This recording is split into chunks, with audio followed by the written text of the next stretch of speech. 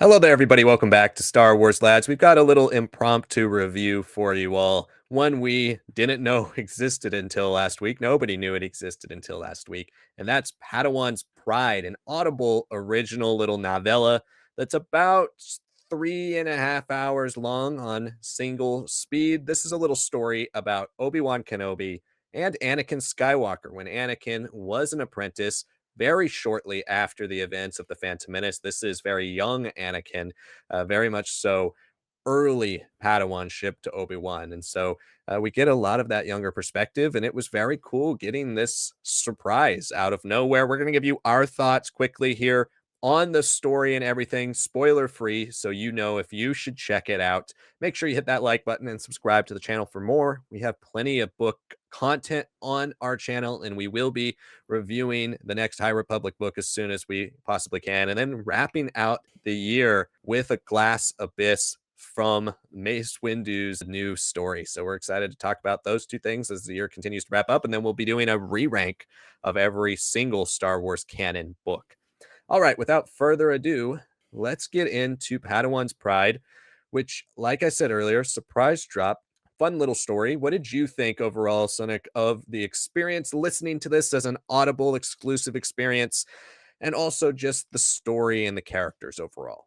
Yeah, this was a book that, being targeted to a young adult audience, maybe even like a junior reader audience, I wasn't expecting too much. I was like, okay, this is just gonna be a fun little surprise drop. It's almost like something that they didn't necessarily want to put out there, but I guess it got late approval or something.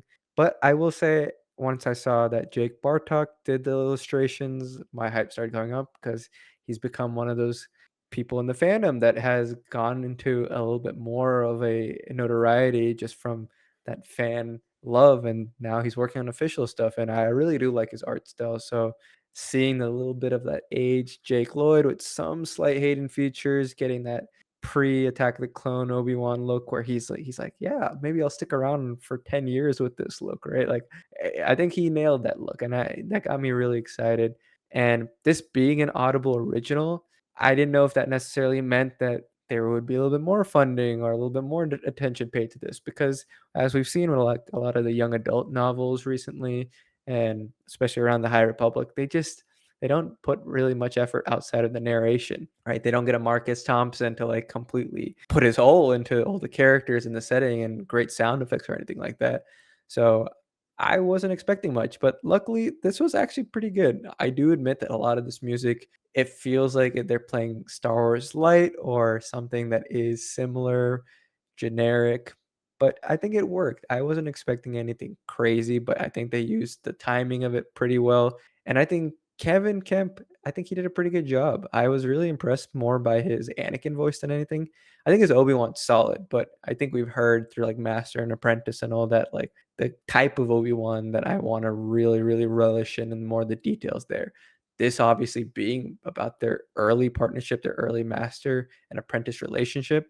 It was more about nailing the young Anakin for me, the one that is a lot closer to the Phantom Menace and less so to the more of the whinier, more pained Anakin that we get in Attack of the Clones. And I think he nailed it here. Like you can see the arrogance flooding out of Anakin, but there's still an authenticity for his choices. You can understand why he wants to be a Jedi, and also understand how much he feels that he's trapped on Coruscant when seeing a whole city be lively and full of itself, and he's kind of stuck here. And I do enjoy how the story starts off because it is tied to the whole concept of him being a pod racer at one point. That is why he gets selected to this mission.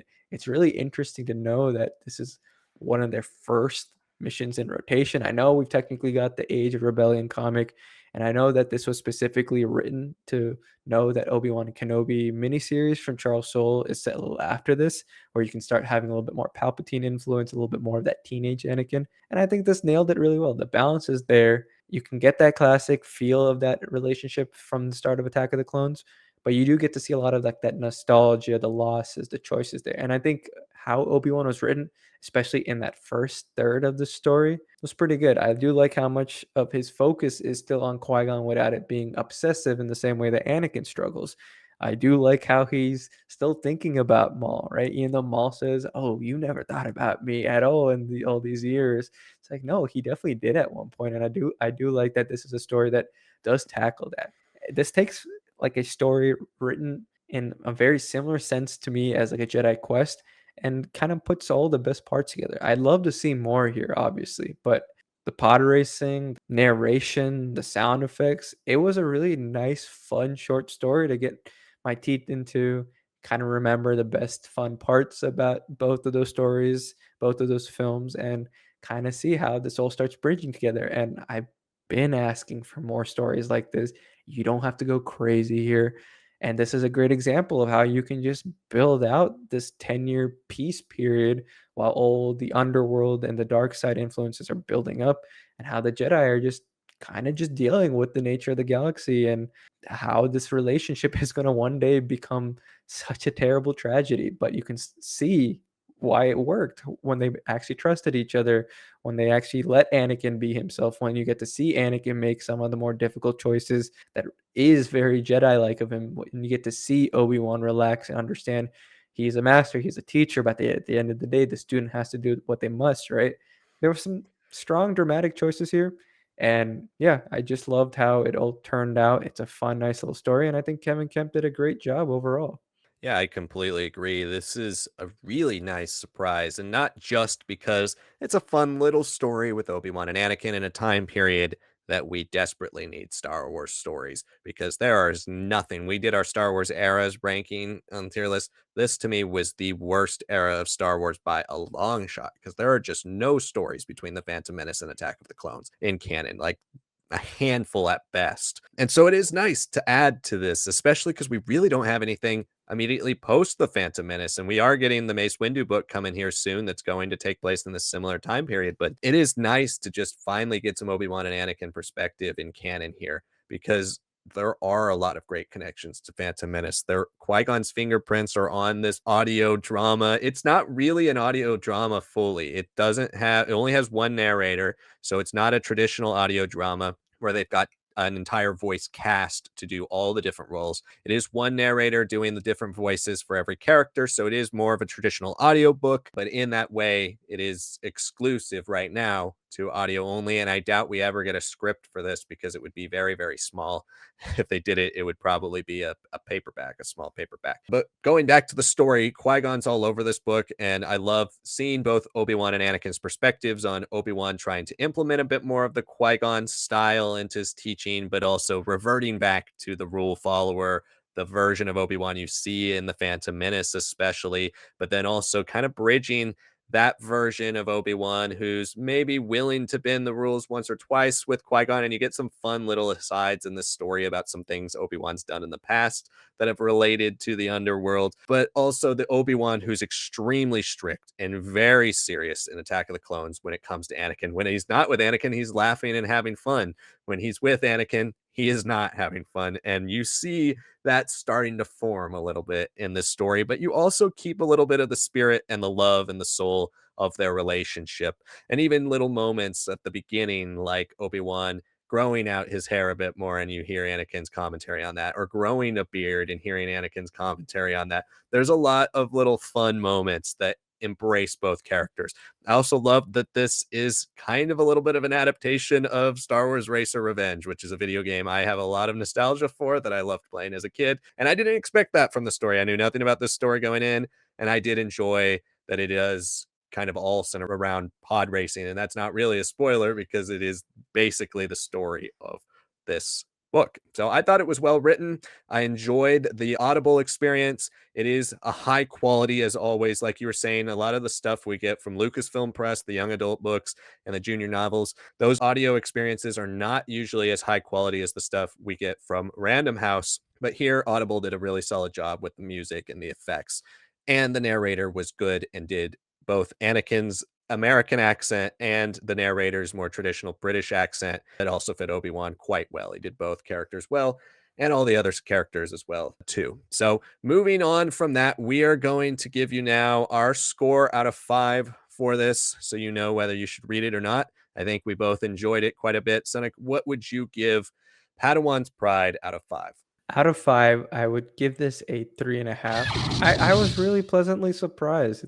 This is the story that understands it doesn't have to become a world-defining, a character transcendent story. Like, this is something about another mission, if not one of the first, and I find it funny how all these comics and stories and now this Audible original have been like, "This is the first mission of Anakin and Obi-Wan," right? But this one feels truly like the first proper one, and I do like just like how Star Wars Brotherhood really set up a lot of stuff that we see in the Clone Wars movie and the start of the Clone Wars show. The ending of this book definitely sets up like them really working together and how you get to see all the highs of that master apprentice relationship and how it's still also wearing down on both of them quite a bit. And I really do like the connectivity that it does establish with the Obi-Wan and Anakin comic series from Charles Soule. Like this feels like a natural progression.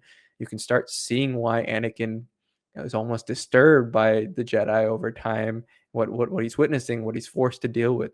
But this is pleasant because you still don't have the Anakin there that is frustrated or worn out quite yet. He's making some very serious choices in this book, and it's really out of love and a commitment to people, which I really do appreciate. I really like how he kind of sends off the pod racers, including an old friend from the Bunta Eve. I thought that was one of the more sillier additions, but it worked so well for me. Yeah, I really enjoyed this one. I'd love to get like an almost another Jedi Quest sort of series out of this.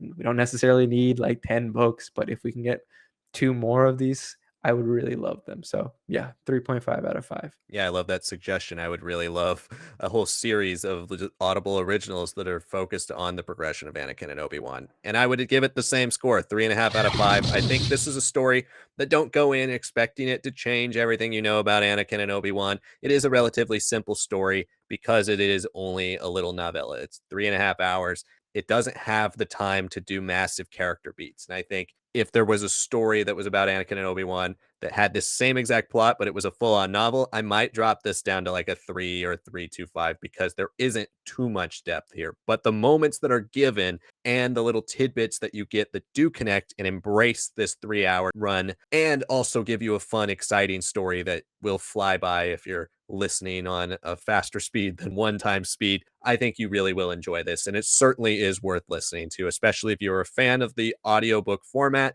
And if you aren't, this might be the one since it's free. This might be the one that you choose to get into to start and kick off your audiobook journey if you're interested in getting into the format.